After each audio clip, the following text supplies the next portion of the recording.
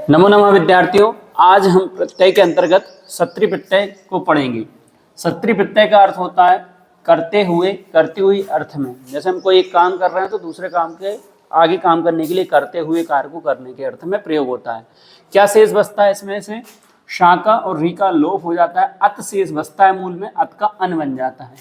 अब इसमें तीन प्रकार से अपेक्षा से आते हैं, पुल्लिंग, स्त्रीलिंग और नपुंसक लिंग की अपेक्षा से उदाहरण आते हैं।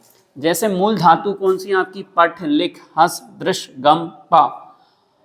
अब इनमें सत्री प्रत्यय जब जोड़ेंगे, जब भी हम प्रत्यय का विच्छेद करते हैं तो मूल धातु जैसी थी वैसा लिखेंगे और मूल प्रत्यय जैसा था वैसा प्रयोग करेंगे।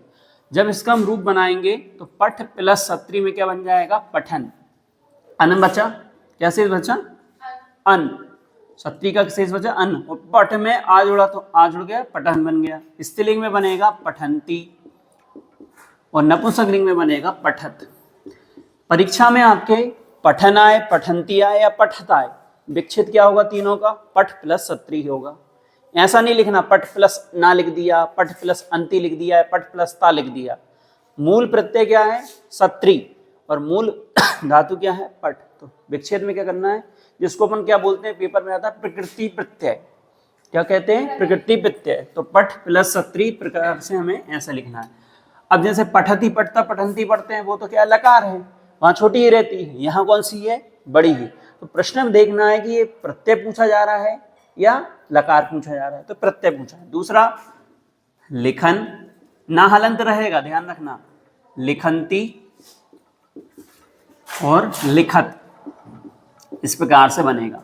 तीसरा हसन, हस धातु, हसंती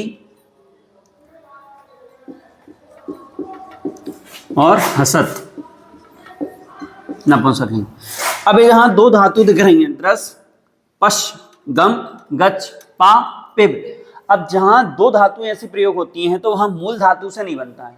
किससे बनेगा? पश्य से बनेगा। सत्री प्रत्यय में द्रस से बनेगा पश्यन, पर विच्छेद में क्या लिखेंगे? द्रस प्लस सत्री लिखेंगे।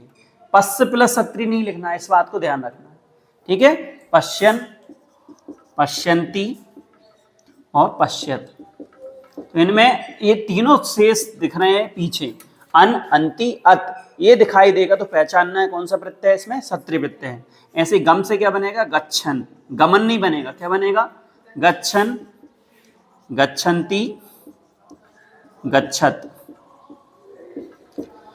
फिर पास है पिबन, पिबंती और पिबत। तो इस प्रकार से हमने अभी कुछ उदाहरण यहाँ पर देखे हैं। बाकी आपकी व्याकरण वीति में बहुत सारे उदाहरण 69 पेज पर दिए हुए हैं, और इसकी अन्य वीडियो को देखने के लिए